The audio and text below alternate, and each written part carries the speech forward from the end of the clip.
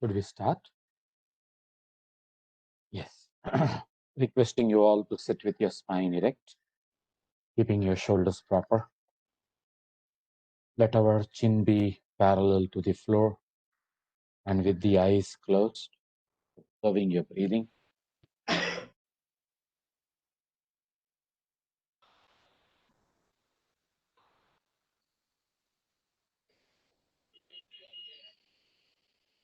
Slowly inhale.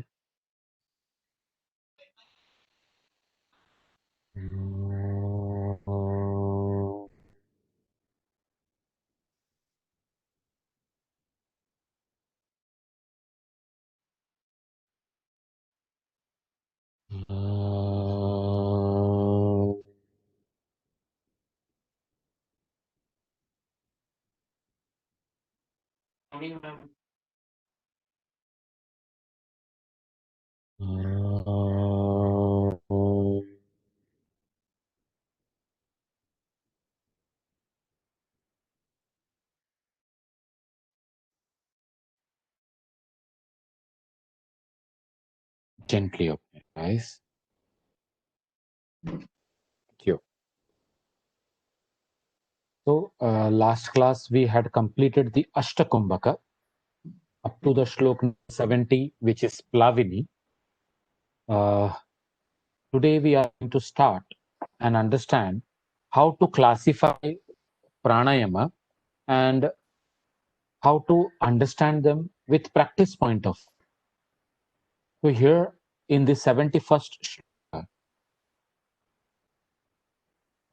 Swatmaramji is classifying the process of yoga as well as the types of yoga. Sorry, not yoga, types of pranayama. The process of pranayama has been classified and the types of pranayamas have also been classified, or the varieties of pranayama is also done here. प्राणायामस्त्रिधा प्रोक्तो रेच पूरक कुंभकैः सहितः केवलश्चेति कुंभको द्विविधो मतः यावत् केवल सिद्धि स्यात् सहितं तावद् अभ्यसेत्.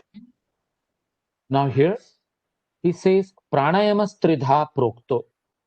When you are practicing pranayama, you should understand that pranayama in itself has a process, a procedure wherein Puraka, Rechaka, and Kumbhaka are said to be three processes. So the word pranayama is used for each process. Even simple Puraka can be a pranayama. A simple Rechaka can also be a pranayama as well as Kumbhaka.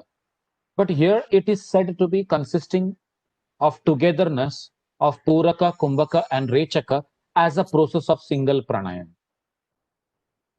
And he goes on to say that Kumbhaka is of two types. These are Sahita and Kevala.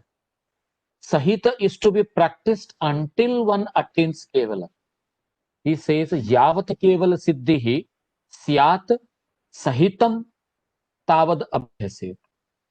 So make it a point that unless you experience the Kevala, you should keep on practicing Sahita.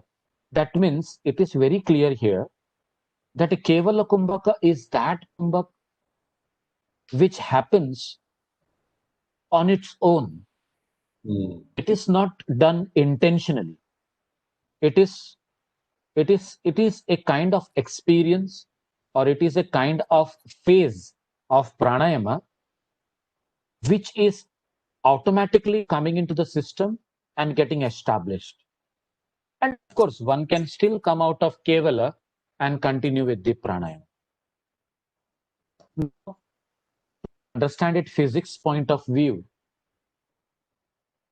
we always need to come across a kind of thrust given in order to bring about the movement, and with the movement happening continuously, there is a phase in that movement where momentum takes over. In that momentum, you will come across kind of state where the momentum on its own carries on for a great prolonged distance, and then slowly it settles down. But when it settles down, what is the state of the mind? Whether it is bringing you back into the experiential world, or whether it is taking you into that spiritual ecstasy which connects you with the self. So Kevala Kumbhaka is that with which, if you're regularly experiencing it, there are chances that one day we might get into that oneness with self. Here I would like to connect you with the kind of classification done by Patanjali Muni in Yoga Sutras. In the 51st one, he literally gives us the whole description. Bahaya Abhyantara and Stambha Vritti, of course, giving the Desha, Kala, Sankhya, and making us understand how it has to be Dirgha and Sukshma. So the place, the time, and the duration does matter with respect to leading the practice of Bahya Abhyantara and Stambha Vritti. Vritti is modification of the breath, which leads you into that state by keeping it dirgha or sukshma. So leading yourself into that dirghata and sukshmata, you will find you have almost led yourself into the chaturtha, where he says bahaya abhyantara vishayakashepi chaturtha. So that fourth one, the chaturtha, is none other than the kevala way. So the explanation of kevala kumbhaka in our hatha yoga, because it has been mentioned in Goraksha Shataka. It has been mentioned in Siddha Siddhanta Paddhati. It has been mentioned in other texts also. And here also it has been mentioned by making you understand that there is one Sahita and there is another one which is Kevala. These are two Kumbhaka. And Sahita is to be practiced till one attains Kevala. So, according to my understanding, or many authors as they have understood, Sahita Kumbhaka is a Bahaya, Abhyantar, and Stambha. Whereas when you are regularly practicing these three phase of pranayama, or these three types of pranayama, it is going to lead you into the state of Kevala, which is Chaturtha. So here, as we say about these facts about the process of a particular pranayama is Purak, Kumbhak, and Rechaka, the word pranayam is used for each and every process as well as for the whole consisting of two or all the three processes. That means even a simple purak and rechak can also be called as a pranayam. Even only rechaka phase can also be called as a pranayam.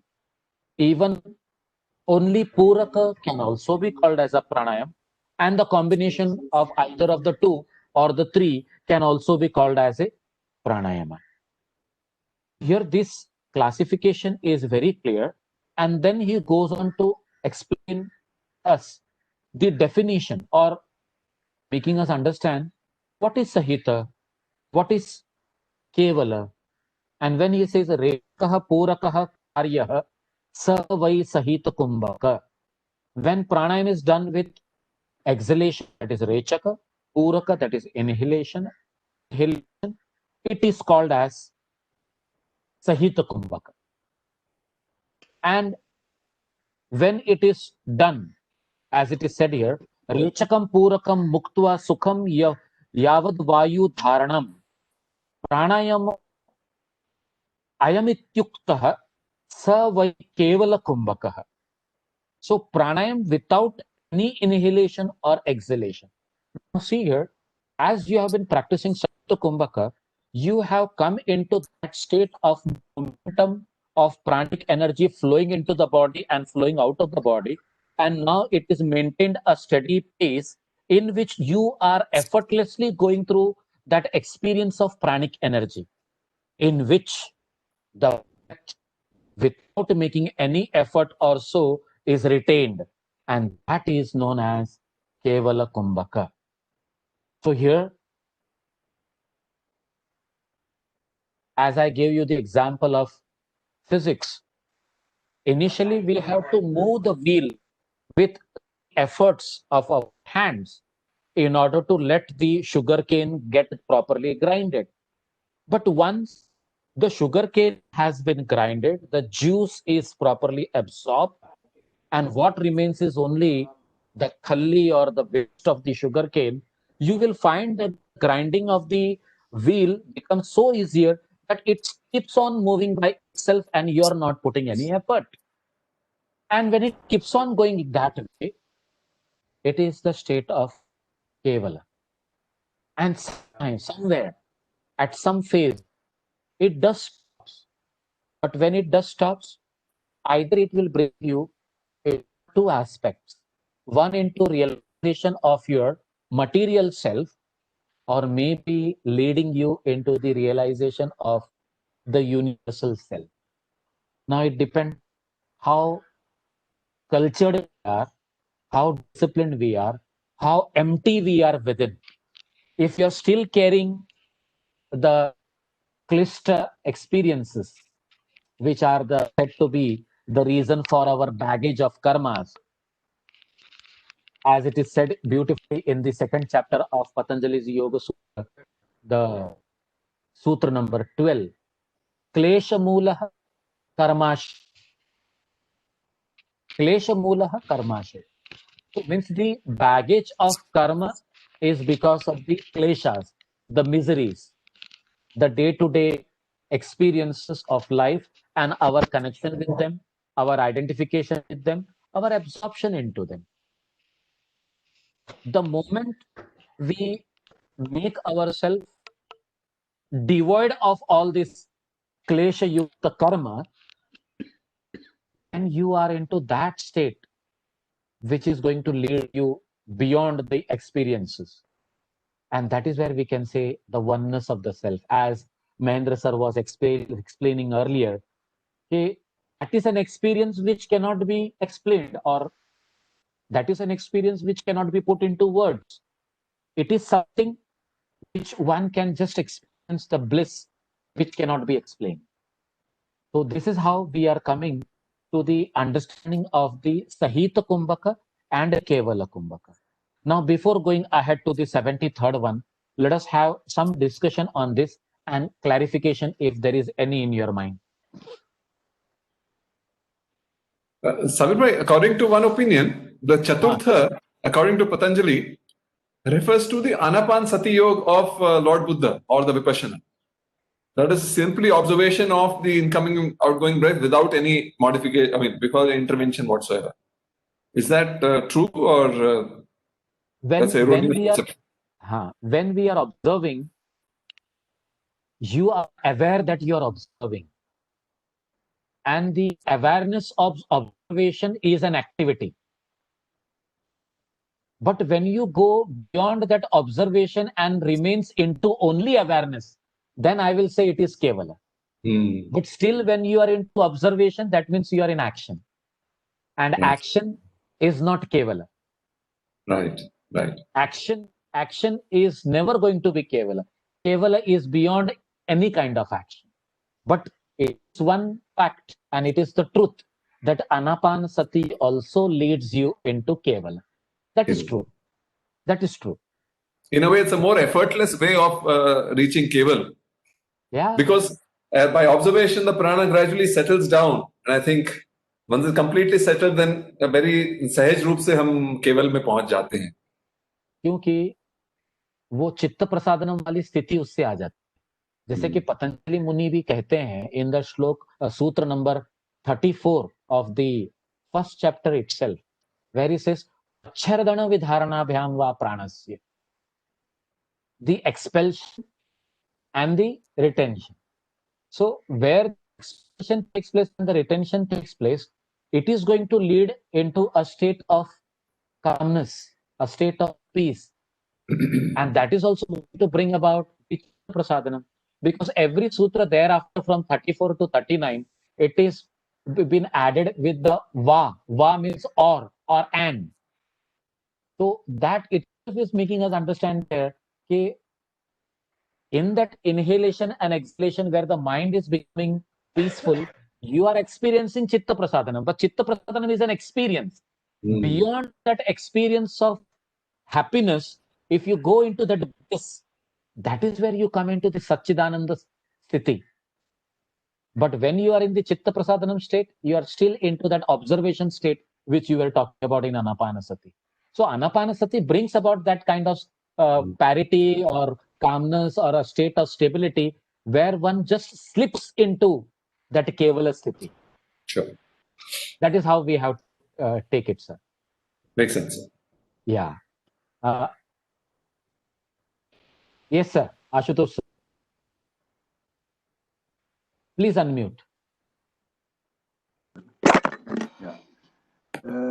Again, what happens is that in the you are saying that Kevala Kumbhaka cannot be practiced. It has to be. It cannot. It will be. It reached. cannot be practiced. Yes. But the translation says in the practice of Kevala Kumbhaka. The translation which I have says in the practice of Kevala Kumbhaka, when it can be performed successfully without Rechika and Puraka, then it is called Kevala Kumbhaka. When we say without Puraka and Rechaka, that means it is something where you come to a state where the inhalation and exhalations are not happening. No, but they can happen at a very low frequency. Can they not happen at a low frequency? Very low frequency. When you say at very low frequency, still they are happening, na? So is it possible? Is it possible for inhalation and exhalation to completely cease? Yes, it is possible. Yes. It is possible, and it has been medically observed, and it has been scientifically studied on people who were practicing, and this has been documented in one of the study in Kaivaladam. And it was well recorded on video. And the meters, the calculating meters were saying very clearly that the breaths are not taking place and the person is in complete state of stillness. But the person is living. The person is living. Yes. So, closer home, I'll tell you an example of this. Dr. Jaydev himself, when he was passing away. So actually that evening, the breath had become very, very mand. And at one stage, the breath completely stopped. So the nurse rushed up, right, to inform the family that, look, he's not, the breathing has stopped. He seems to have gone. So the family said, no, it's not possible. He cannot go away without saying goodbye. And, so they came. And so there was something that he was waiting for. That event happened in a few minutes' time. And then with a little massage on his chest, the family said that, such a thing has happened. And he actually came back. The nurse was aghast. What is this? I've not seen anything like it.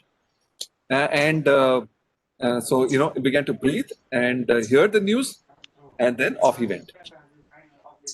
So this was something that was observed at home, in the institute, where in the intervening period, he probably went into subtle breathing or Kumbhak, Keval Kumbhak, as you may call it. But he remained alive even when the hospital trained nurse said that he's gone. So it's very much possible, sir. Sunilji, so how long this state lasted, and how long can Keval Kumbhaka last? That I cannot say.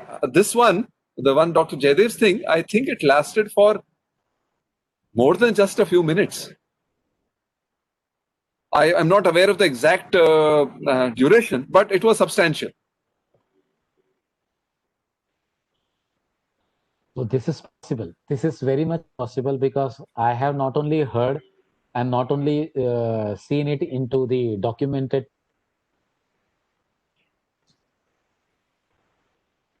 of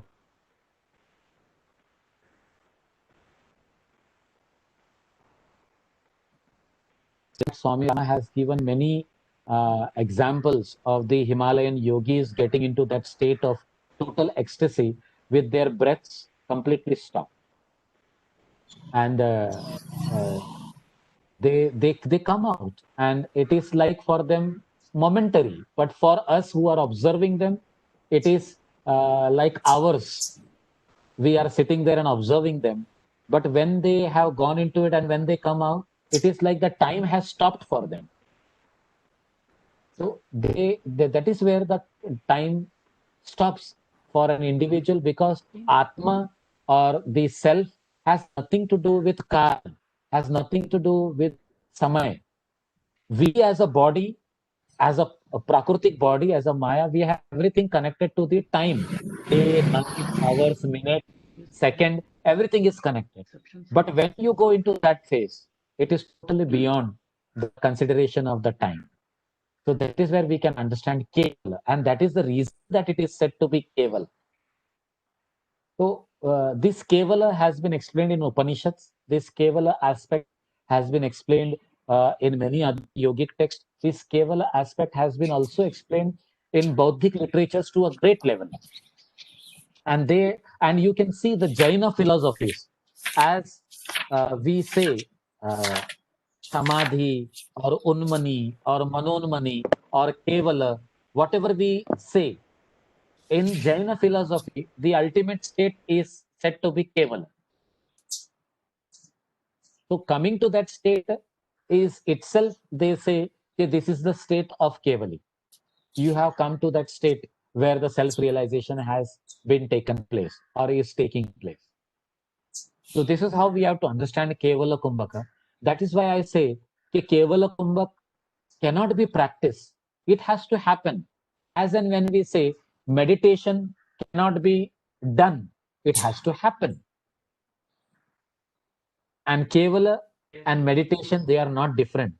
In fact, I will go ahead one step and say that Kevala is the profound state of meditation where you are going to the ultimate levels of meditation. When we say Samprajnat Samadhi, and when Patanjali also explains about the Sapta Pranta Bhumi Prajna, so then we need to understand the 7 steps of that Prajna, which is the steps towards realization. These are all the steps which can be experienced in Kevala without being connected to the material world, and you are into a state of meditation and you are going beyond. And this Sapta Pranta Bhumi Prajna, which has been stated in the Patanjali's Yoga Sutras, has also been mentioned in Yoga Vashishta, where he says Saptanyana Bhumi. Saptanyana, that is those 7 steps of realization, where you go beyond the material realization, where you can connect with everything by words that you can say and write it down and read.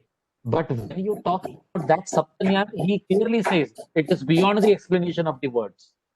That is the jnana you are going through. But when that jnana takes place, the jnana which we are talking about now is just an understanding. It is just to be said, okay, yes, we will experience that. But it is totally different beyond our words and our understanding, I would say. So that is how we need to connect this Kevala. And many a times in Upanishads, it has been said, okay, if you are practicing pranayama and if you are practicing with that Ajapa Japa Gayatri, with that complete connectivity to the Bija mantras, as it is explained in Gheranda Samhita also, when you are getting connected into that, the sound or the nad in that connects you with the self. So the Bija mantras, They are protecting your mind from getting diverted. As in the morning, we were trying to understand how the yoga yukta, or the person, a yogi, who is almost completely devoid of the sufferings, or as we were discussing about the dukkha, he is completely devoid. He is not even having any kind of connection to that kind of pain, and is beyond that. We can say that Kevala may be also the same sthiti, where you are completely in oneness with the self. So here, as we see the 73rd shloka, you can see Kumbhake Kevale Siddhe Rech Puraka Varjite Na Tasya Durlabham Kinchit Trishu Lokeshu Vidyate. So, when the ability to go into the state of Kumbhaka, that is called as Kevala, comes in, which is done without any Rechaka or Puraka, is acquired, then there is nothing in these three worlds which can be said as non-attainable. Hence, the yogi is like any other forces which we call as God. The force which controls the water, Varuna Deva, Agni Deva. There are so many Devas. We are having 7 koti. Sorry, not 7 koti. When we say 33 koti, 33 koti doesn't mean 33 crores. 33 crores is the wrong understanding by the people. 33 koti means 33 groups or 33 sections where the kind of forces are existing, and which are all belonging to that primal force. The primal force has, you can say, has divided itself into such kind of different subordinate forces to carry out the functions of the material world. So the boss is somewhere else, and he might have made that possible because consciousness is there in them and the activity is going on. So when the Kevala Kumbhak is achieved, attained, acquired, and the person goes beyond the Puraka and Rechaka, then we have to understand that that person is having the siddhi of controlling everything in all these three lokas. Bhu, Bhuvaha, Swaha. We are not talking about Mahajana, Tapa, Satyam, but here at least Bhu, Bhuha, Swaha, it is said. Now, we can take it as an exaggeration of Atmaramji, because who wants to beautify this Kevala Kumbhaka to a great level? Why a person who has entered into Kevala Kumbhaka will be interested in enjoying all the siddhis of the three lokas and all? He doesn't want to be even a god, even the simple god, because he has already realized that he needs to go beyond all this. So though he may be having that controlling energies or powers or siddhis, he is not bounded by them. He is not enjoying them. He is not connected with them. He is beyond them. So this is how we have to understand this word when it says Tasya Durlabham Kinchit Trilokeshu Vidyate. There is nothing in these three words that he cannot attain. It is not that because of Kevala Kumbhak he can have everything. He can have, but at the same time, जिसको सब कुछ मिल गया उसको इन सब चीजों से भी क्या लेना देना, वो उसके भी परे चला जाता है. So this is how we have to understand this shloka and go ahead. Should we move ahead? The 74th one. Yes, sir. Mahendra bhai. Shabir bhai, we must have heard the name of Devraha Baba. I don't know. Many I of us haven't. would be knowing. Yes, I haven't heard. He was Sunil ji, have you heard his name? Yes, very much, sir. Devraha Baba, and I हाँ think ji. Ashutosh ji also must be knowing. He was living in the banks of river Yamuna in Vrindavan, and I had gone to meet him once. So I reached Vrindavan, his hutment. He was living in a dais about 7-8 feet high. There was a kutia. He was living there. So when I went to meet him, I was told that he has gone for a bath. So I waited. Yamuna was just near, and he was in the water, inside water, for more than an hour. Oh. And suddenly, yes, for more than an hour, I was sitting there with me. There was a High Court judge also, and one more person from Rajasthan. The three persons were waiting for him. Continuously 1 hour, I was sitting on the ground beneath the tree, and he was inside the water. And suddenly, he jumped out of water. I'm using the word jumped, just like a dolphin. With a very high speed, he jumped, ran from the river, and running from the river, he went to his hut. 7, 8 stairs were there with the bamboo. He rushed and went to that hut. And after a couple of minutes, he came out of the hut and he called me. Out of the three, he called me. "Oh, bachcha ko bhejo." That was his jump. So I went, or he just lay his feet on my head, and of course said something. And thereafter he called other two persons said. Now this is an instance which I have seen personally. For 1 hour sitting continuously in water, his age is not known. People say he was 300, 400 years. I don't know what is the truth. But the fact is that he was inside the water for more than an hour, and he ran. He may be faster speed than us. Now this is the state that I have seen. So inside the water, I don't know whether he was in the state, whatever Sabir Bhai is explaining as Kevala. Could be. But instances are there even in the present world.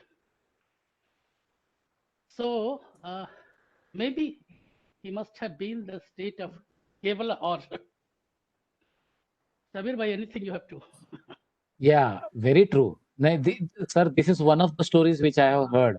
Otherwise, when I used to be in, you have seen it, yes, and we have come across such. We while studying, when I was there for almost 40 days in Kaivaladam doing my advanced yoga there in 2006. Time I had the opportunity to be with Swami Maheshananda ji, and every day in the evening we used to sit to have a satsang with him, and between 7 to 8 p.m. in the night, he used to tell us about the facts which he has experienced by being with the great Swami Digambarji and Swami Kuvalananji.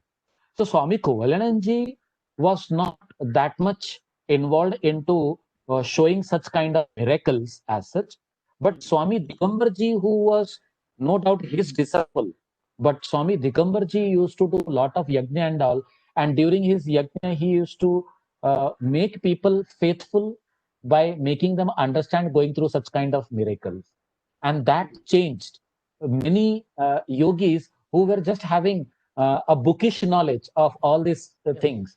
And he used to say, okay, I'm not saying out of the bookish knowledge, but which I have seen by my own eyes. And we have to literally understand and connect to these kind of things as we used to study in the books also. So this is true, no doubt about it. And as you have seen it by yourself, so no doubt, yes. This is again an experience. So, this is how we can understand the outcomes of practicing pranayama, because Patanjali Muni very clearly says, "Tatah shi prakashavaranam." Correct. Whatever knowledge we are having, that is yogic point of view, is ignorance only. Now pranayam will literally make us come out of that ignorance. So this practice of pranayam will remove that veil of darkness, and that actual truth will be ujjwal, or you can say enlightened. And this is what we can say is the true knowledge of practicing pranayam. And then he also says, dharana sucha yogyata manasaha. It prepares your mind for dharana, dhyan, and samadhi likewise ahead. But you are already in the state of meditation when you have attained that. So, the practice of pranayam will lead you to that state, is just the outcome of being into that practice. But if you go through that sutra, tatah shiyate, that itself tells us all that understanding of materialistic correction that we are going through, we see around us with our naked eyes. We can see with our closed eyes something which is beyond all this, what we have seen with the naked eyes. And to see that, we need to experience pranayama. So this is how we can correct. And very beautifully, even in Goraksha Shataka, very few verses, only 100 verses, which are there in Goraksha Paddhati also, as well as in Goraksha Shataka also. So these 100 verses, they are so enlightening, that with that understanding of Kevala Kumbhaka, you will come to the conclusion, yes, this can be experienced and you will be attaining many siddhis. But the siddhis are like, you are doing the practice, and they are like, I sometimes tell in my lectures, they are like waste product of practicing yoga. And this waste, Yeah. and like products, one should instead be interested in the true one. And if you are to that truth, the waste products will not pull you out. Otherwise, many yogis falter here only. They just get into that kind of understanding with that, and they lose that also one day. So this is how we need to understand this topic. And then, yes, sir, please go ahead. So, is there any particular Sahita Kumbhaka practice which will lead to Keval Kumbhaka, or any Sahita Kumbhaka will lead to Keval Kumbhaka? Now, sir, the Ashkumbhaka that we have learned are all Sahita Kumbhaka. Whether it is Vedan, whether it is Ujjayi, whether it is Sitkari Shitali, whether it is Bhastrika Brahmari, or whether it is Murcha Plavini. Because in every Kumbhaka, the Kumbhaka phase is same. It has not changed. It is with the three bandhas, it is with the retention, it is with that understanding how you have to go from the Adhama to Madhyama to Uttama. We have all discussed that.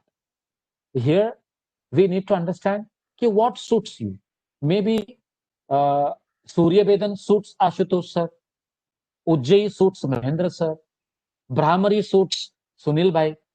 So every one of us will get inclined to a practice which is very comfortable to that routine that you go into, and you will find that yes, it is helping me to become more calm, more quiet, more peaceful, and beyond this. So which kumbhak clicks? There may be one or two out of these 8 which will really click. And in Gheranda Samhita, it is the Ashtakumbhaka. We find this Sahita Kumbhaka as a part of Ashtakumbhaka itself. The first Kumbhaka, which is explained in the Ashtakumbhaka of Gheranda Samhita, is Sahita, where he tells you, okay, what is Sahita Kumbhaka? With Puraka, with Rechaka, with Kumbhaka, this is how it is to be practiced. And as the technique is given, we take it forward into every other Kumbhaka phase. Whether it is Surya Vedan, whether it is Ujjayi, whether it is Shitali, because Sitkari is not there in that Ashtakumbhaka of Gheranda. Even Plavini is not there. And the last, instead of Plavini, we will find Kevali as the last. And he says, ki Sahita along with the other Sahita leads you into that Kevali. So Sahita Kumbhaka, and one more thing, sir. Swatmaramji has given us the description of Ashtakumbhaka, isn't it? Now, there are many contemporary yogis who have their own way of doing a particular type of pranayam, which has not been mentioned in any of the texts. And they say, we have experienced Kevala by practicing like this. So the nature of a person with Sattva, Raja, Tama, the constituency, the 3 doshas, the dhatus, how they construct the whole universe within this body will help you to get connected with that kind of Puraka, Kumbhaka, Rechaka, and that is Sahita. Now here Swatmaramji is very clear. Okay, my Sahita is all this Ashtakumbhaka. But your Sahita Kumbhaka can be only a Puraka. Your Sahita can only be a Rechaka. Your Sahita can only be a particular Sahat Kumbhak. You are not focusing on that Puraka, you are not focusing on that Rechaka, but you are more focused on that only Kumbhaka. And every practice, every day practice of that Kumbhaka is leading you into that ultimate Kevala Kumbhaka. Even that is possible. In fact, all the great yogis, they might have heard about Surya Vedan Ujjayi, because if you see Goraksha Shataka, he doesn't goes on explaining all the types of Ashtakumbhaka. He talks about only Sahita and Kevali. He is not talking about. So Sahita, he says, according to you as a practitioner of yoga and according to the discipline of the breath that you are getting in, what is the kind of ratio which is making your mind calm? You have to come to that. And you can name it by your own way. So there are many contemporary yogis, and they have given their own particular name to their type of Kumbhaka. There are many, and there are many traditional yogic families. As once I was telling you about the Swami Geetananda Giri of Pondicherry. Swami Geetananda Giri is the father of today's Dr. Ananda Bala Yogi Bhavnani. Ananda Bala Yogi Bhavnani is a professional doctor and MBBS, studied medicine nicely, and then as his family lineage is belonging to that of yogis, if you go to their lineage also, you will come across that. Now we have lineage of Babaji, Lahiri Baba, and come to Yogananda ji. All that is also there. Lahari Mahashay ji and the other, I am not recollecting the name now. They are all belonging to that Kriya Yoga lineage. So they are also having a particular type of pranayama. In fact, in one of the texts I have read, now here we are emphasizing on the ratio of 1:4:2. That book gives us the ratio of Puraka as on the higher side, Kumbhaka slightly on the lower, and Rechaka lower than that of the Kumbhaka. Now you will say, that will be very easy for me, because my Rechaka is never double to that of Puraka. So I will try to do that. Why not? What makes your mind calm? What makes your... Just now Sunil Bhai was talking about Anapanasati. In Anapanasati, we are not having any ratio as such. You are simply reflecting on that breath and trying to understand by Sakshi Bhava. You are totally observing the Tathastha Rupa, means becoming neutral, nothing else, and you are observing your breaths. And those breaths leads you into that state of Kevala. Now just understand, it is different from person to person. So Sahit is, if the Bauddhas permit me, I can call Anapanasati as one of the Sahita. So this is how we can go ahead, sir. This is how we have to look at it. This is how the approach and outlook should be in relation to pranayama. We need to understand where we are comfortable. And if you are comfortable with that flow of breath, it is done. It is done. So initially, whenever a student comes to us, now as such, from Thursday onwards, every Tuesday and Thursday, we are going to have our pranayama sessions. We will be discussing that after 11:45. Now here I would like to tell you, okay, initially a teacher teaches what is given in the book. But ultimately, the practitioner needs to understand where he is becoming comfortable according to his construction. If he is becoming comfortable with a different type of ratio, why not? We cannot say it is wrong, because it is leading that person into that bliss, into that state of complete ecstasy, in oneness with godliness, or in oneness with Atman, or in oneness with the self, whatever you call. So that is where the Sahita has to be understood deeply, where Sahita cannot be projected as a particular type of pranayama or this thing, but Sahita may consist of only Purak, it may consist of Purak and Rechak, it may also consist of Puraka, Kumbhaka and Rechaka, or it may be just simple way of breathing, as it is said in Anapanasati. You just be an observer of the breaths, without any kind of judgment, without any kind of evaluation. Even that can be Sahita, which will lead you into Kevala. The result has to be Kevala. How it is coming? According to your mind-body interaction, communication, synchronization, it has to happen. That's how we have to understand the whole pranayamic aspect. You got it, sir? And sir, that is also why. Sir, please go on, Mahendraji. Shabir Bhai, Ji. that means, as you said earlier, the asanas are person specific.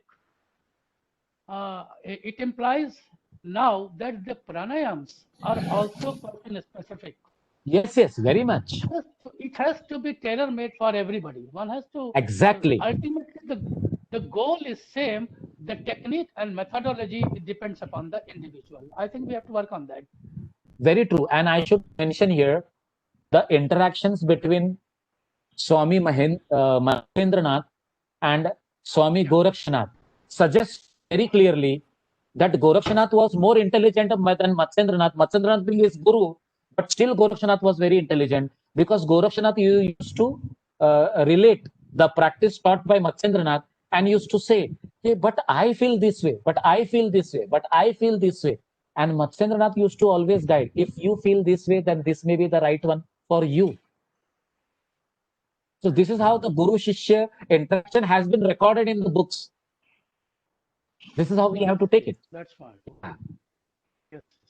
Also, sir, that is exactly why we have structured our practice sessions such that in the mornings we learn the practices as taught in the texts, but then we have this one session per week, which is an individual session, whereby we slowly get to understand our physiology and see which of those practices. We have to learn all the practices, but then eventually we have to select from that as to which are the ones which suit me best. And then gradually carry on from there. Then after 2 years, the morning practice will stop. But then by the time you would have understood the physiology thoroughly, and then you would formulate your own code of practice and then move on from there. Very true. That's how the approach should be. We move ahead now. We are going ahead to the 74th shloka. Yeah, thank you. Taktah keval kumbhena yatheshtam vayudharanat Raj Yoga Padam Chapi Labate Natra Sanchayah. The person who can, by Kevala Kumbhaka, retain the breath as and when he wishes. As and when he wishes. He is a capable yogi. Verily, he is the one who has mastered practice of pranayama by retaining it and making it Kevala Kumbhaka, attains the state of Raja Yoga also. So Raja Yogam padam cha api labate natra sanshaya. There is no doubt about it. The one who has learned to retain, hold the breath on his own, at his liberty, whenever he feels like, and he goes into that state, he is in that state where he has mastered the technique to attain the state of Raja Yoga. Kumbhakat Kundalini Bodha. Kundalini Bodhato Bhavet Anargala Sushumna Cha Hatasiddhishta Jayate. Now Kumbhakat Kundalini Bodha. Now here we need to understand Kumbhaka is only and only meant for the Kundalini Bodha, the activation of the Kundalini. So by practicing the Kumbhakas, the Kundalini is aroused. And on the awakening of Kundalini, the passage of Sushumna is cleared. Now when we say Kundalini is aroused and the passage of Sushumna is cleared, these two statements are really conceptual. Kundalini is aroused means you have come to a state where you have completely disconnected yourself, devoid yourself of the connection with the material aspect. There is no more pulling of you back into the materialistic nature of our existence. And when you have gone beyond that, he says that that person is now able to travel through that Sushumna. Now travel to that through that Sushumna means what? It is that journey which is conceptually told as traveling through the Sushumna. It is that journey where after coming into Kevala, we are going through step by step into the Samprajnat Samadhi, Asamprajnat Samadhi, and beyond. So from the Asamprajnat Samadhi, which is nothing but the Nirbhi Samadhi state, going into Dharma Mega Samadhi, and ultimately attaining Kevala, or you can say Kaivalya. So going to that state is what here it is said. Okay, now on the awakening of Kundalini, that means once you have internalized totally, completely, and got connected with the flow or the journey of the Atman towards his unification with the universal one, the passage of Sushumna is cleared. That means every bondage that was keeping you bounded or obstruction was there. Now that is removed. Now that is clear. Now what are those bondages? Those bondages we can say related to our material expectations, our attachments, and everything. Now that is cleared. As these obstacles are cleared, the success in Hatha Yoga is achieved. You will find that you have attained that ultimate success. Hatam vina Raj Yogo, Raj Yogam vina Hata na siddhyati tato yugma manishpatte samabhyase. Neither can Hatha Yoga be perfected without Raja Yoga, nor Raja Yoga can be attained without practicing Hatha Yoga. Now, when we say neither can Hatha Yoga be perfected without Raja Yoga. Now, what is Raja Yoga? We say Ashtanga Yoga. We say Antaranga Yoga. Dharana, Dhyan, Samadhi is true Raja Yoga. Now, you just imagine, just take Dharana, Dhyan into our regular practice. That means when you are into the practice of yoga, the other things should be completely devoid of. That's why in the first chapter itself, Fatmaramji says, Surajye dharmike subhikshe nirupadrave dhanuhu pramana paryantam chila agni jala vivarjitah ekante mathika madhye satavyam hatha yogina.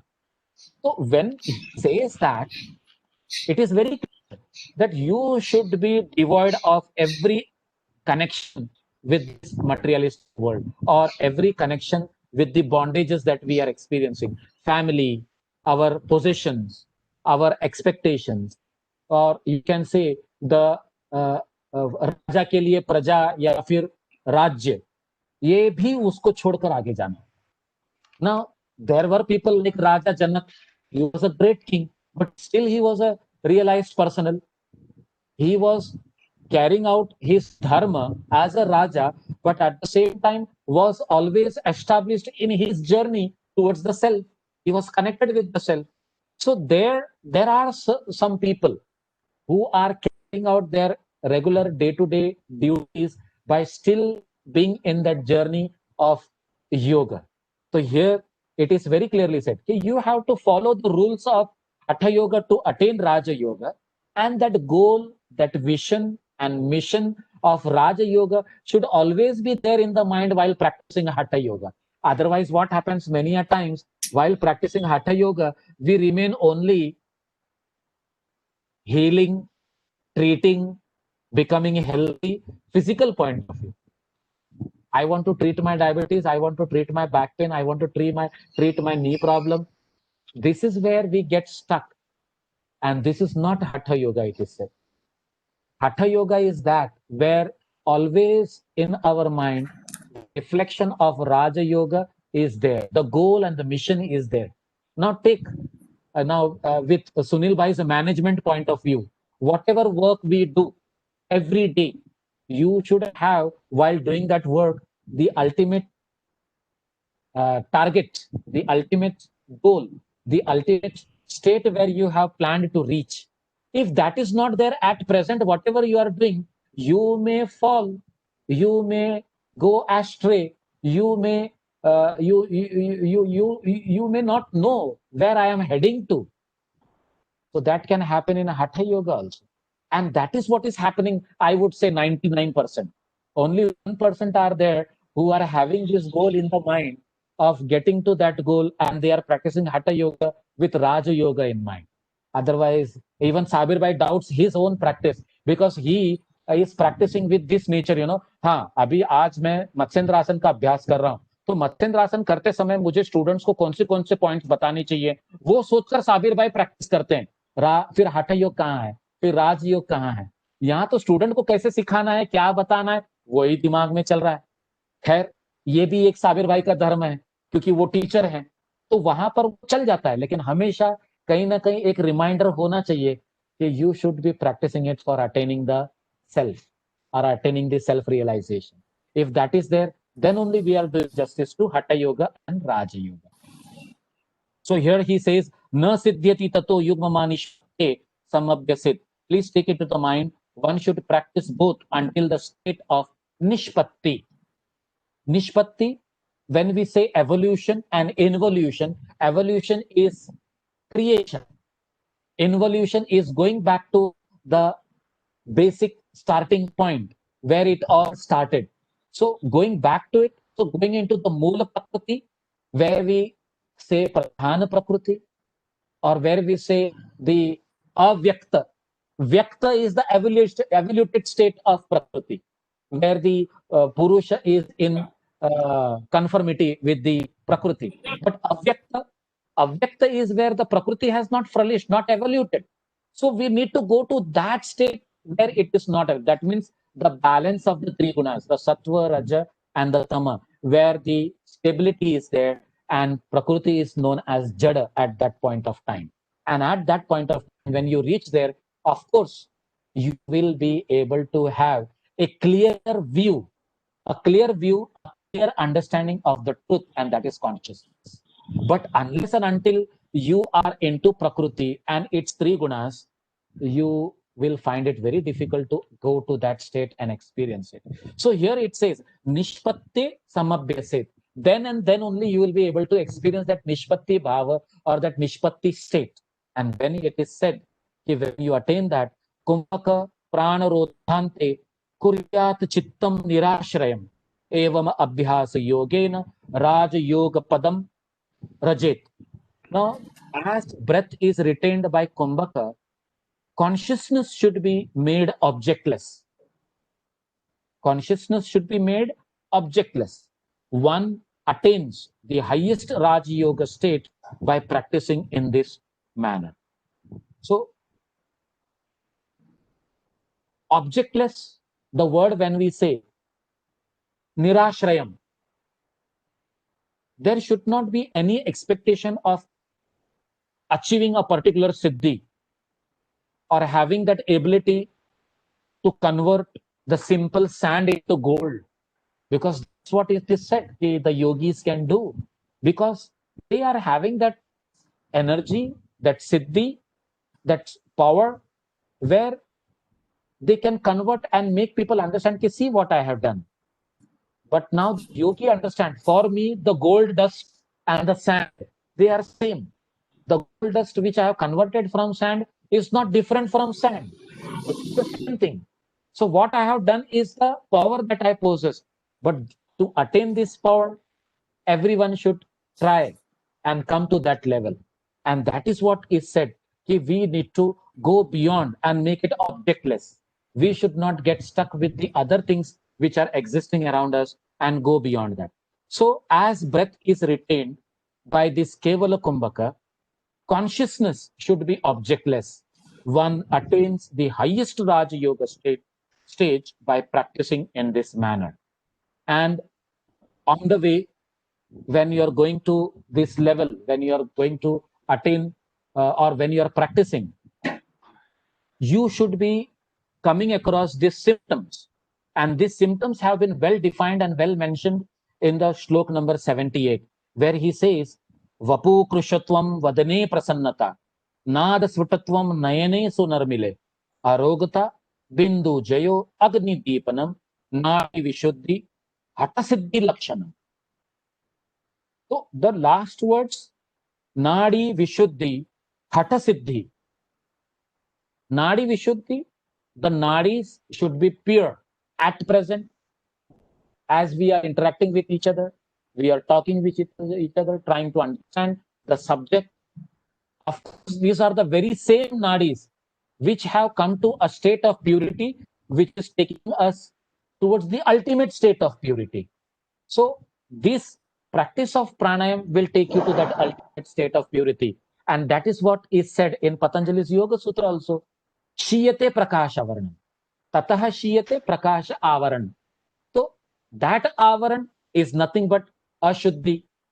And if that avaran is removed, vishuddhi takes place. So that vishuddhi is stopped, and that is nothing but hatha siddhi. That is coming to you with the practice of a hatha yoga, which leads you into that success. But what are these lakshanam? What are these symptoms? What are these indications? Vapu krishvatvam. The body becomes lean and thin. Vadane prasannata. There is a different kind of happiness on the face. Without any reason, the person seems to be very peaceful, very happy. If you ask, why are you, you seem to be very happy? Is there any special reason for that? There is no reason. Because the person is into yoga, and his face will be always reflecting that happiness. So the reflection of the happiness from the face means the mind is totally devoid of the attachments. If a person is into any kind of bondages, connectivity, expectations, aspirations, please understand, these things are going to reflect on the face, that this person is ambitious, this person is trying to aspire, is into that aspiration of achieving something. He is trying to have something, he's trying to possess something, he is trying to hold on to something. All this expression can be easily seen on the face. But when it is said vadane prasannata, then we have to understand the spiritual meaning behind that prasannata, which is beyond all the expectation. Bhagavad Gita says it's beautiful. Even in Bhagavad Gita also we have come across this word prasadanam, where it is a state of mind which is completely devoid of every kind of expectations or attachments or bondages. And he says, Nadasfutatvam. Your voice or your speech has lot of clarity. Whatever you speak, the other person gets it to the point. What you are speaking, when you start speaking, people will get connected to the self. That is the clarity of voice. Means if a sadhu, if a realized person, if a hatha yogi, if a raja yogi, any yogi is into that speech, first of all, they don't speak. They always remain silent. But when they speak the truth. And when they speak the truth, it is the appreciation of the ultimate truth. It is the description of the ultimate truth. And from their speech, you will find that clarity to go and get connected with the self. Nadasvatatvam. Nayane sunarmile. Sharp eyes, you can say. When we say that that person is having that brightness in the eyes, that brightness in the eyes is that energy, the symptom, the indication, which makes us realize the same thing about the facial expressions, about the speech expression, which is expressed through the eyes also. That is what is said here. Naine sunarmile. So the sharpness, the clarity, and again he says, arogata, free from diseases. The body may be still diseased, but now the self in the body has stopped to identify itself with the diseased body. And that is where the true arogata comes in. Because the body, unless and until it gets that deha mukti, it is still going through the experiencing of the suffering or the pain, as we were discussing in the morning. Now that is the body which is going through, because it is the karma which has happened through the body. But now with your mind culturing, as you have developed your mind to that level, you are coming into that state of arogata, which is free from all kind of diseases. Bindu Jayo Agni Deepanam. Bindu Jayo. Many people connect it with as, retention of vitality or holding to our ejaculation. Such kind of translation is given. But we should go beyond this translation. Ejaculation or vitality, people understand with a person's potentiality. Now, this potentiality is physical potentiality. What about the potentiality which is connected with spirituality? Now, Bindu Jayo, you are excelling in that vitality which is leading you through that travel or journey through Sushumna. We need to understand that, and that is where the Kundalini awakening takes place. If we are talking literally about the holding on to ejaculation and gaining that potentiality and all, that Vajra being getting stabilized or becoming more powerful, then somewhere we may mislead people in getting into yoga and travel through that journey of yoga. So we need to clearly make them understand that Bindu Jayo actually means retaining all that pranic vitality which is helpful to remain in connection with the self. So remaining in connection with the self and not getting devoid of that bondage is that vitality, that Bindu Jayo. Agni Deepanam. With the physical body, if that Agni has been becoming more and more prajwal, all the 13 Agnis understood which are physical. But what about that Agni which is keeping the Kundalini flowing through the Sushumna? That is beyond the understanding of all the other 13 Agnis. Maybe Saptadhatu Agni, maybe Panchamahabhut Agni, or maybe the Jatara Agni. These are all related to the physical functioning of the body, the physical constituency.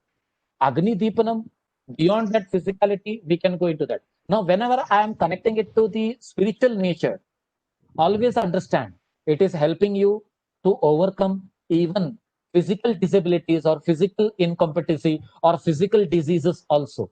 It is helping you to overcome that too. Physical difficulties also. It is helping you to overcome that too. Because you get that kind of understanding of the subject so much that you feel व्यर्थ है इसमें लगे रहना, इससे विचलित होना, इससे disturb होना, इसका कोई मतलब ही नहीं है. The moment you have that approach and outlook towards the subject, then you're becoming completely objectless.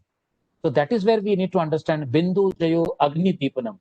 And he says, Nadi Vishuddhi Hata Siddhi Lakshanam. So this is where the purification is taking place, the ultimate purification, where I am talking about the Swachha state or the Shaucha state of Patanjali, where he says, Sattva Shuddhi, Saumanasya, Ekagrata, Indriya Jaya, Atma Darshanam. Now that is the ultimate Shuddhi, which has been explained in the Shaucha, the Niyamas, the first Niyama. And when he Swa Anga Jugupsa, Parair Samsarga, you should develop a kind of hatred towards this, kind of hatred, not hatred, a kind of hatred towards this body. We should come across into that understanding where you are making it very clear. Okay, Saumanasya, a very happy state of mind. Ekagrata, we are beyond that Mudha, Shipta, Vikshipta state. And now we have come to that completely Ekagrata state. And he says, Indriya Jaya. Indriya Jaya. So all the Indriyas, whether it is Pancha Jnanendriyas, whether it is Pancha Karmendriyas, or whether it is Manaha, or you can say the internal instruments, Manaha, Buddhi, Ahankara as the Chitta, even they are taken care of. Indriya Jaya. And when this Indriya Jaya takes place, what is going to happen? Atma Darshanam. You are ultimately coming to. So the practice of pranayama, in that symptoms, we should come to this understanding of Shuddhi, which according to Patanjali's Raja Yoga, we need to connect with this. This is how we have to understand the whole chapter of pranayama, where it not only leads us to simple purification of the body or the health of the body or the health of being into the external being, but it is also leading us into that connectivity with the self. That's how we need to understand the subject. So here we are coming to the end of the second chapter. Before reading the ending part, if there is anything which we need to discuss in our, because the 4 or 5 minutes are there, we will wind up with that. Anything in your mind?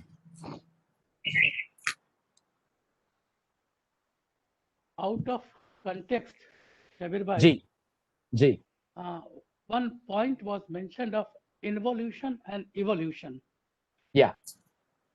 And in the process of involution, it is mentioned that the gunas only exist. Am I right? Yes. When we Now, say the gunas gunas only are, exist, sorry to Yeah. interrupt you. When we say gunas only exist, in the process of Yeah. evolution, the last ultimate state is the samasthiti of the three gunas. All the three are in the balanced state. That is where we say the only gunas exist. That's what the clarification was needed at that point only. Huh. It is the only gunas, or gunas do not exist at all. Now, there are two different terms. When involution process takes place, the gunas to merge, and what remains is pure sattva only. The Yeah. trigun is gone. It's only the prakriti is also pure sattva. The purusha is there, and the prakriti, which is pure sattva. Existence Yes. of three gunas is gone. It is the process of evolution that the gunas come into picture. Now, this Yeah. is a small clarification that I needed Very from true. you. See, So I that will give. sattva, Please go yes, on. yes, Huh. yeah. This the duality also says like that it is the pure sattva and the purusha exists before evolution, and the moment evolution starts, gunas come into picture, and it is run Yeah. by the gunas. Yes, This is what very small true. clarification I required. That Because the consciousness and the three gunas, Yes. the moment the proximity of consciousness is there with the gunas start evoluting. Yeah. And before that, it is prakriti is sattva. It is only sattva. And sir, to second your point, if we go to Patanjali's Yoga Sutras, after the explanation of the kleshas are done, it is very well mentioned, te pratiprasava heyaha sukshmaha. Prasava means to come out. Pratiprasava means to go in.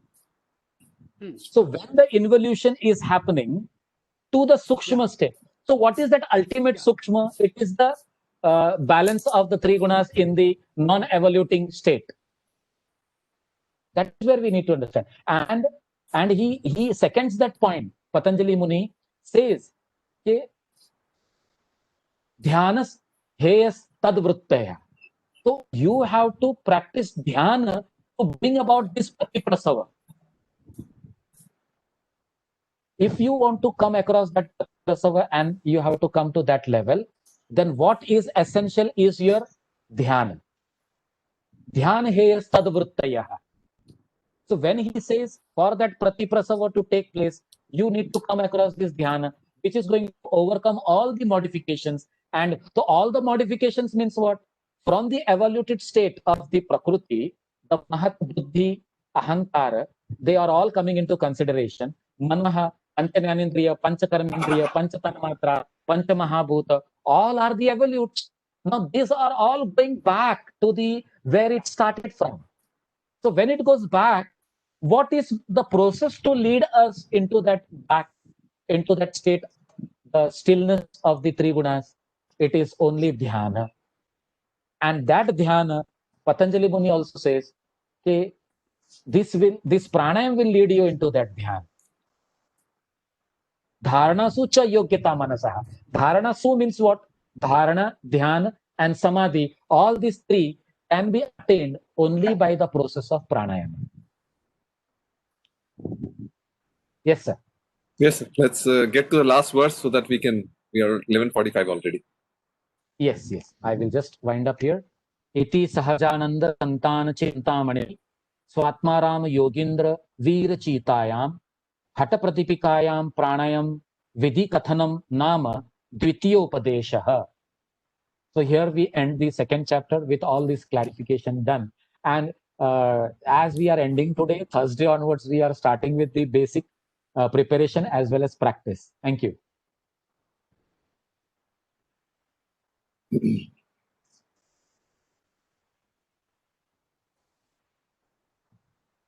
Oh.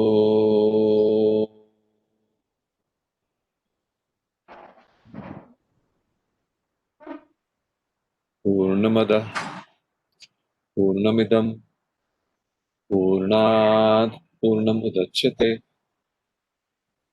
पूर्णस्य पूर्णम् आदाय पूर्णमेवावशिष्यते। ॐ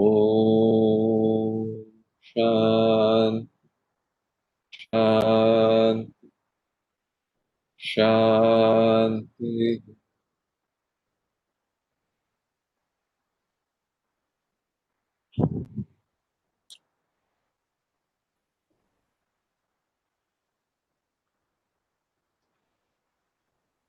So, really a very good and appropriate juncture, as Sabir Bhai rightly said, that at the conclusion of a chapter, we begin with the practice. Let me, if you permit me, just lay out, I've already hinted, let me lay out the thinking once again, and then we can fill in the pieces to the specifics. So, yoga is all about practice, as of course we all know, and all the conceptual and theoretical study of yoga is to inform its practice. So we commenced in July, with the texts, and I think that we also count. Yes, you want to say something?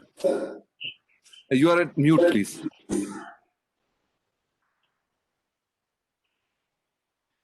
I wanted Jaykumar ji to mute. Okay. Yes. All right. So we, started with the conceptual study, and I think many of us, or most of us, or all of us feel that there's good momentum that has been gained, and that it's something that we look forward to of all Sunday mornings, and that somewhere I think we are drawing both value and inspiration from getting together on these Sunday mornings. So that's by God's grace and our teachers' blessings, and all the efforts and the example set by our teachers, Sabir Bhai and Asha ji, that we have, we have reached where we are. Of course, a long way to go further. But now also is when the real thing starts, which is by way of systematic practice. Of course, over the last about nearly 2 months, we've been having these group practice sessions off and on in the mornings with Jaykumar's help. Somewhere setting the stage also for some of us, setting the readiness. So now what we envisage is that over exactly 2 years, this will also last 2 years. The conceptual sessions will finish at the appointed time of mid-July. This will go on till 15th November. And we will have Monday to Saturday morning sessions, 5:30 to 6:30, where we first learn the technique as it's taught in the texts, with the guidance, help, and teaching of Sabir Bhai and his colleague. After which Jaykumar will take over and will take us through the deepening of that practice.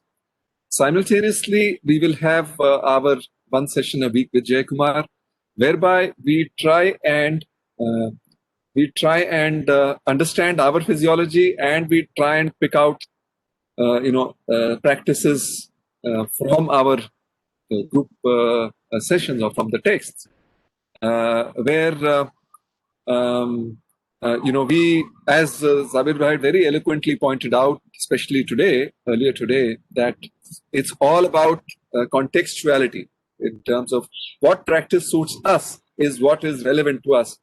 In fact, it can be counterproductive. If we do too many practices that don't suit our physiology, we may end up going backwards rather than progressing.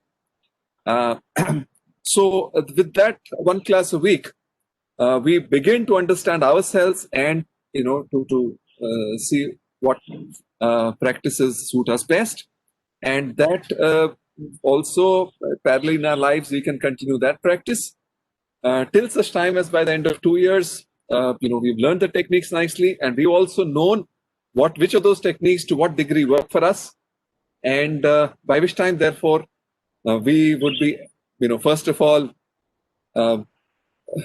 be able to be genuine sadhaks, and hopefully we would also arrive at some little understanding, articulation of what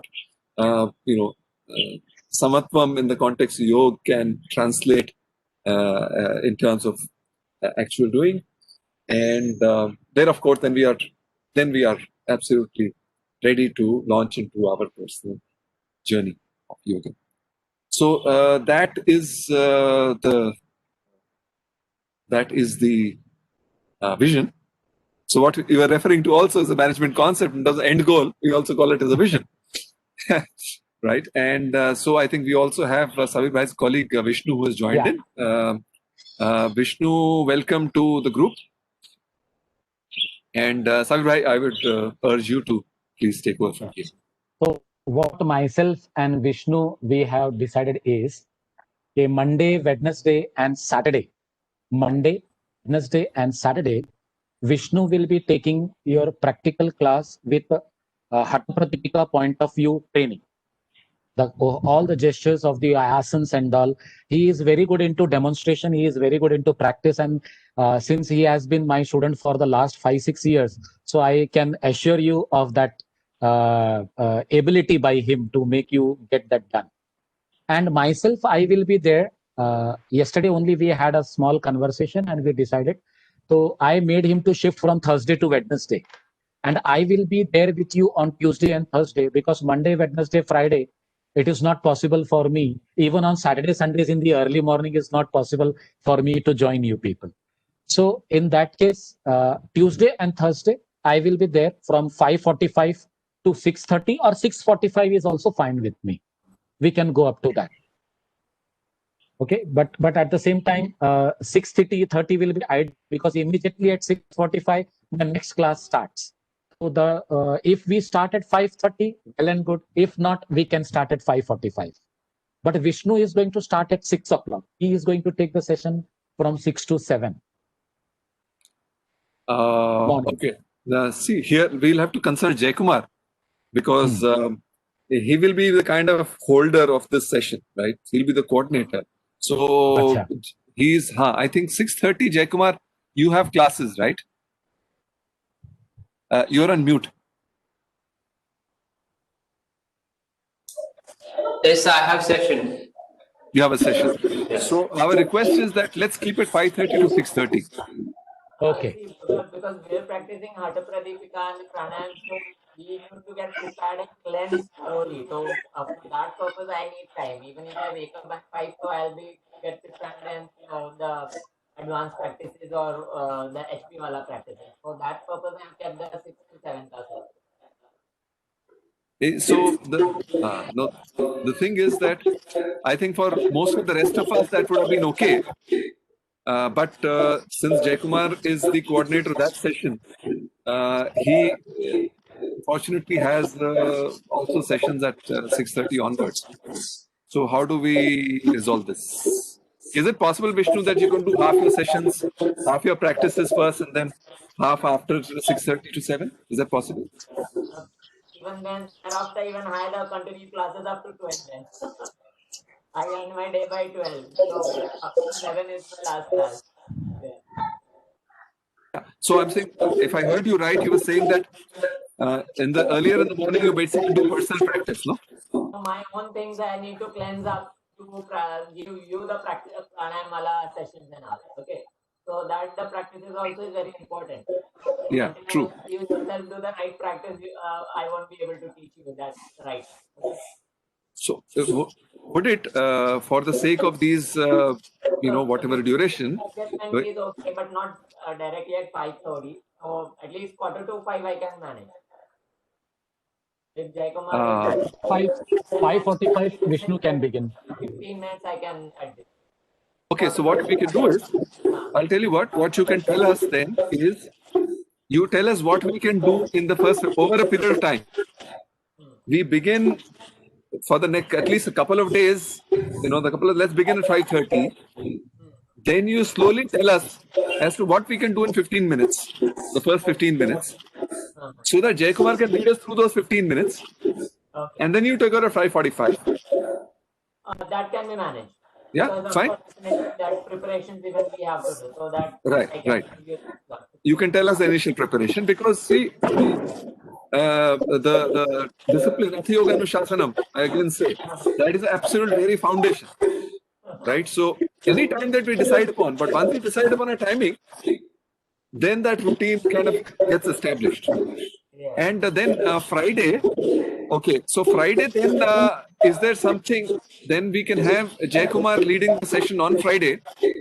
But Sabir bhai, if you can help us design based on what we are doing, if you can help us, or if you can help Jaykumar design a Friday session so that it feeds into your and Vishnu's efforts Sure. over I the will do week. that. Yeah? I will do that. I will do that. Yeah. So that, I think with that we could, get this whole, thing launched. Yes. And of course, as we go along, I think, see, the challenge will be basically in the first few weeks. Yeah. As we've seen Vishnu also in the conceptual one, it took us a few weeks to kind of get to understand, to know, and to become easy with each other. And thereafter, now, the group has come into a kind of state of flow. So therefore, my only request is that in this first, where we have may have little teething issues. So that's the time when you please just try and adjust a little bit. Oh, yes. And once the group momentum occurs, then I think, Yes. from dharana to dhyan, it will be just automatic. Accordingly, how to manage and like to take you to that level, I need to then have many practices. Right. We'll know each other, then only we'll come to know. Right. That's right. And so thank you for joining us today. We will just introduce ourselves to you. And thereafter, you could also share a little bit about yourself. So my name is Sunil Maheshwari. I live in Delhi, Gurgaon to be precise, Gurugram now. And by so far, I'm actually a student and a teacher of organization development. But I've kind of had a twin kind of, track career. So yoga has also been an interest for now about 2 decades. And so we, given the state of the world today, especially with COVID, etc., and also the need to take this message in a very measured, systematic, rigorous way to a larger audience, we wanted to evolve a paradigm of yoga, which is 21st century, which is oriented around Samatvam Yoga Uchyate, but which should be absolutely very, very rigorous, which should be something that all of us, it's those who share this viewpoint have gone through it also in a rigorous manner, so that we are authentic when we come to the world at large.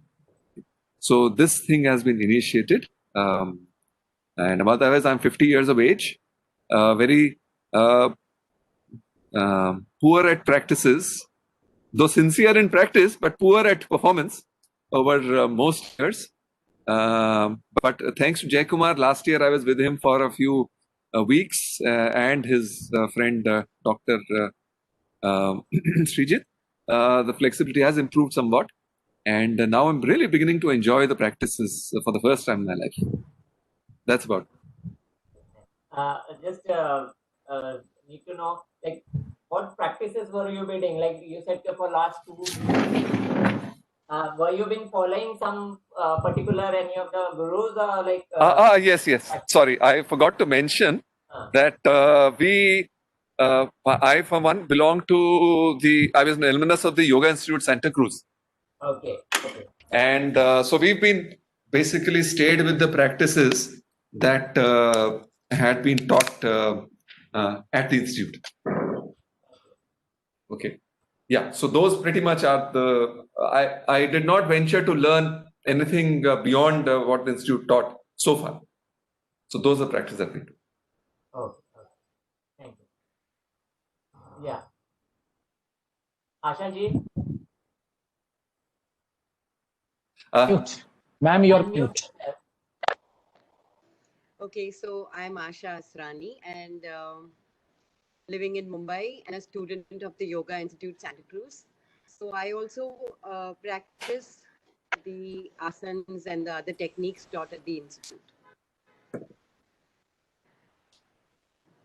Okay. How many years you have been practicing? 30 years.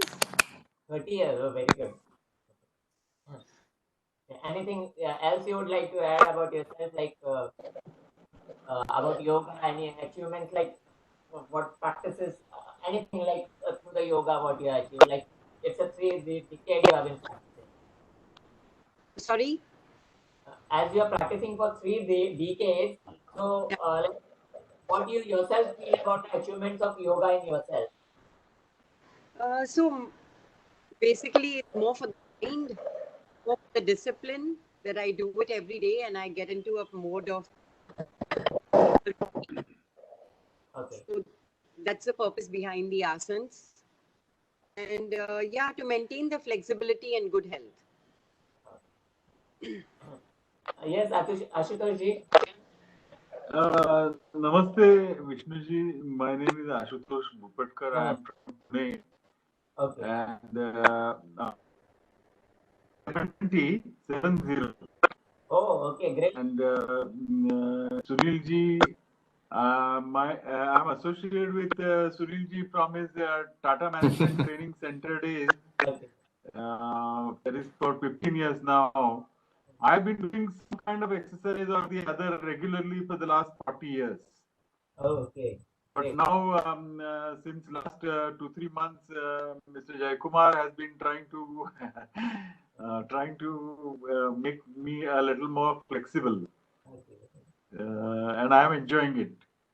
And I learned actually yogasanas. I learned in Pune nearly 50 years ago, but those were only yogasanas. Those were only physical postures, and only now that I am understanding what is behind all those yogasanas. And म्हणजे पुण्याला कुठच्या institute मधून आपण follow केल्या आता practice करायच्या आधी? I don't understand. What is it? पुण्यामध्ये तुम्ही कुठच्या इन्स्टिट्यूट मध्ये प्रॅक्टिस करायचा?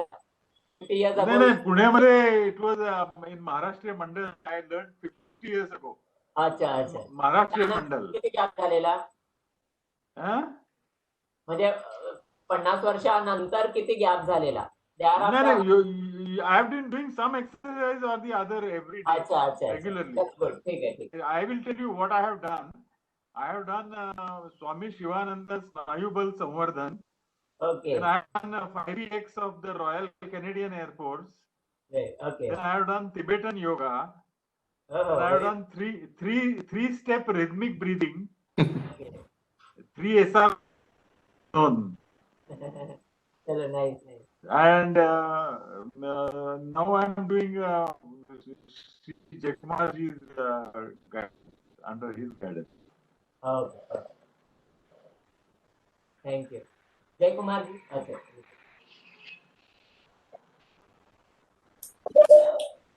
Namaste. My name is Jaikumar. I'm living in Kerala. So I've been doing yoga since 2011.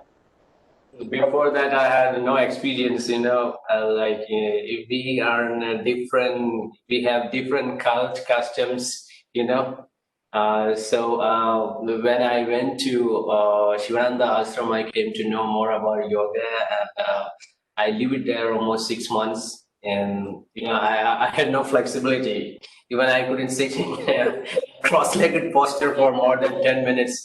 So I stayed there 6 months, and after I took TTC, And later I went to Delhi and I worked as a volunteer in their center for 3 months, I think 6 months.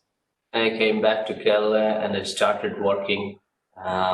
So since 2012, I've been working in 2 resorts. So I met Sunilji in my resort, and he gave me this opportunity. So I would like to be part of this study group, because in Shivananda also they don't teach you in deep way of this Adhyaka Pradipika and all, because most students are from Europe or US or somewhere. They can't digest all these books.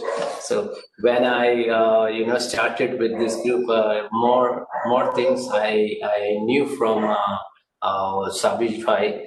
So I would like to continue this practice. And my practice is different. It's like almost like Western practice. Like we practice some yoga and teach some yoga, and earn some money and live, and come. So when I joined with this group, I came to know I have to practice more things and I have to learn more things. Yeah. So as that is my story. Hello, nice. The yoga itself is very people from different places coming together, they are practicing. वो बोलते हैं ना, some relation used to be there, कुछ तो पिछले जन्म तक होगा, so we are together at this moment and we are learning and sharing our experiences to each other. Okay, तो यही योग है, जो जोड़ना है, तो हम जोड़ रहे हैं फिलहाल एक दूसरे से. Okay, so definitely everybody has different experiences. I'll share about myself. One sec, Vishnu, just we have one more participant, Mahendraji Srivastav. Let's also hear from him. Yeah. Mahendraji? Yeah.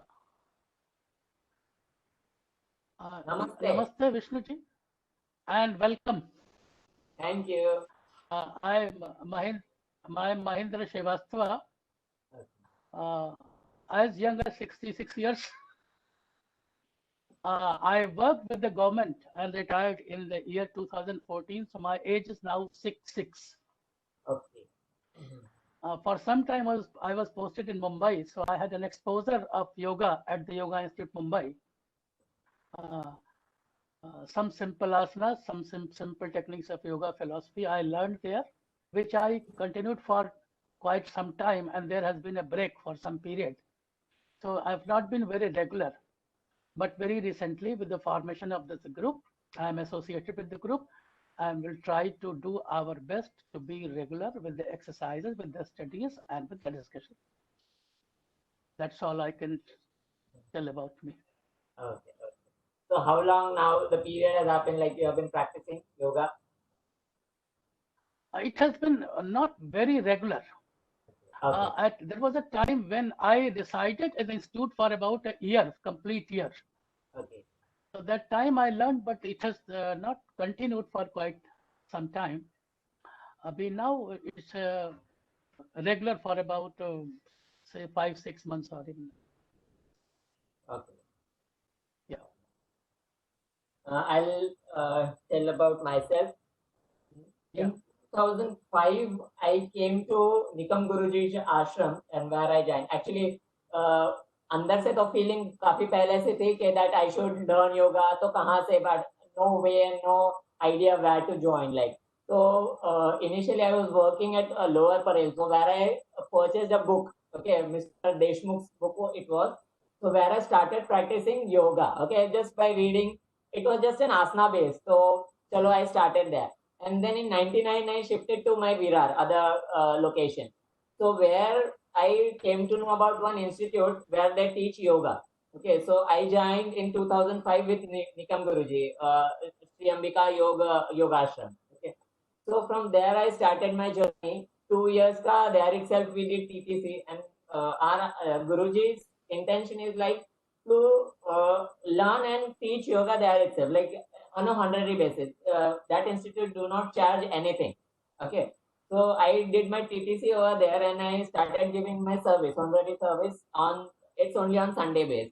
So mostly like I went inside, so like more of a therapy, like people used to approach me like, yeah, disease hai, main kya karu.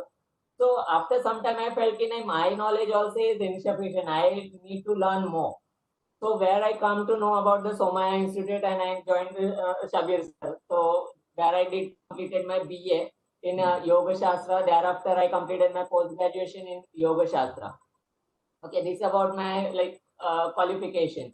But practice I am doing since 2005. Okay, almost 13 years. Where we like it's completely on Hatha Yoga base, like where we used to do all Ashta Kumbhaka Pranayam, Dasha Mudras. Okay, so that's very deep thing we used to practice. And so far as an achievements, as an Asan base, I am a 2-time state champion. Many of the gold medals and other district level I have lot many things in my pocket.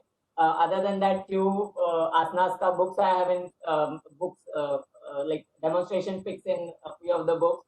Other than that, in 2014, I used to be on television, local DD Sahyadri, where 2.5 minute, 2.5 minute ka tape used to be there. So that also I had been, like, I got that opportunity. Other than that, like since then my journey has continued. I used to work in corporate with HDFC Standard Life. Thereafter I was with Bajaj Allianz. So my corporate journey, it twisted in my second year when I was in BA, where I was getting a transfer. I was an like area manager for bank assurance for Saraswat channel. I was handling Pan India. So it was a big challenge for me also to divert from corporate to this thing. It was my passion. So even I never thought that I'll be teaching yoga today, like because it was just my passion. I used to do on honorary basis. But I don't know, like destiny was here that I should be taking a U-turn from corporate to this thing.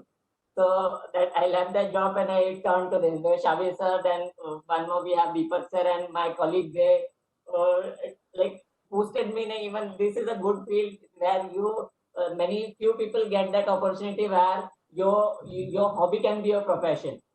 So that I took that challenge and I entered the thing. So more of a like I take I have my clients like of a therapy base.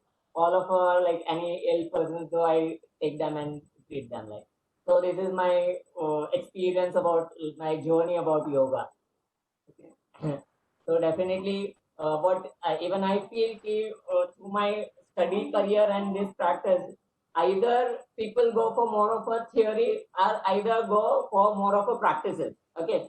So what my experience and my thinking is, आप लोग इतने therapy like you have learned now theory very deeply. Okay, through Shabir sir. He is the best person to teach Dhiran Samhita and Hat Pratipika. Okay, no doubt. But when after learning that, you should practice it. That is more important. Then only you'll feel the connectivity. My Guruji used to say, yoga ye anubhav ka shastra hai. Unless and until you experience, you won't be able to understand. That's why you see there are many texts with different authors. Okay, कितने अलग अलग commentaries है सबके और हर एक में you will find it very different. तो ये उनका अनुभव था. As I said कि अगर शबीर सर अभी आप 5 लोगों को सिखा रहे हैं तो everybody's experience will be different. अभी आपको कुछ सवाल देंगे तो everybody आपका experience अलग होगा. तो same thing है. Unless and until you experience yourself by your practices, आपको वो समझ में नहीं आएगा. So learning should be implemented. Okay, so that is more important. Okay, so we'll be taking the journey forward accordingly. Nice meeting you all. Feeling blessed also, like with very good experiences like Ashutosh ji, Mahendra ji are there, Asha ji, Sunil ji, like all experienced people. So it will be a good learning also, sharing the knowledge of each other, I can say, rather than teaching. That's very nice. Vishnu, we will certainly coordinate and prepare a program where we can decide how to go about, because I will be taking 2 days in that week and you will be taking 3 days in that week.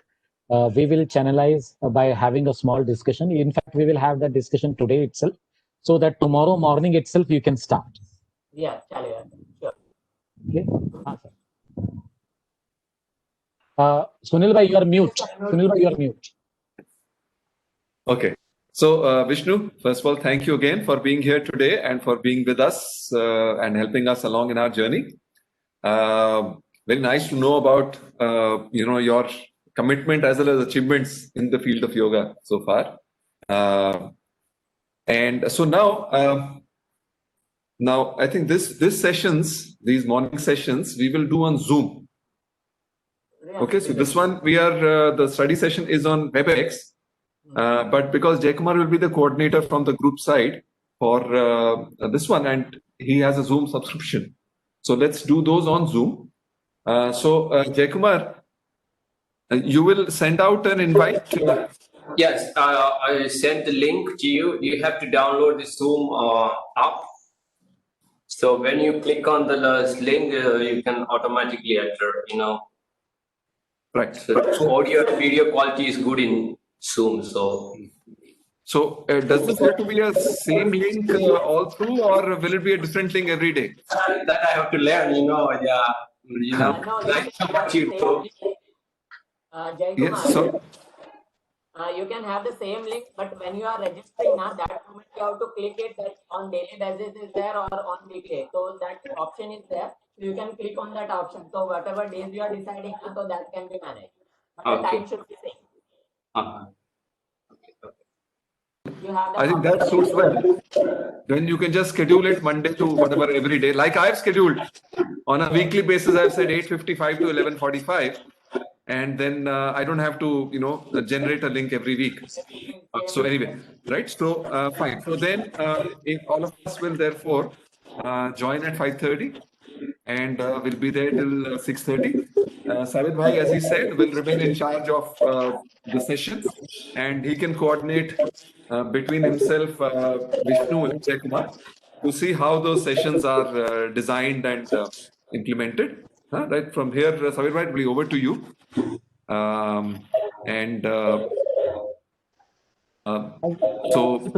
will prepare that program and share it with everyone. Right. So I think so wonderful. I'm sorry we have had an extra half hour today beyond the appointed hour. So with I think we will close here today. Then to next week. Then let us spend 15 minutes on the sharing and that bit. Like I mentioned, Ashaji has some design in mind for how that sharing could happen through certain questions relating to the first few chapters of Bhagavad Gita. So it's envisaged that after that yoga sessions finishes at 11:45, then 15 minutes. We could have a sharing, reflection, implementation session on the conceptual side or the experiential side, right? But that we will address next week, since we are already, little late. Namaste Sabir bhai, namaste Vishnu ji, right. Namaste Sunil ji, Namaste sir. Namaste Asha ji, Namaste Jaykumar ji, Namaste Mahendra ji. Namaste sir, Namaste sabko namaste. And so from tomorrow morning, 5:30, we look forward to getting all together and launching on the practical. I'll join in next week.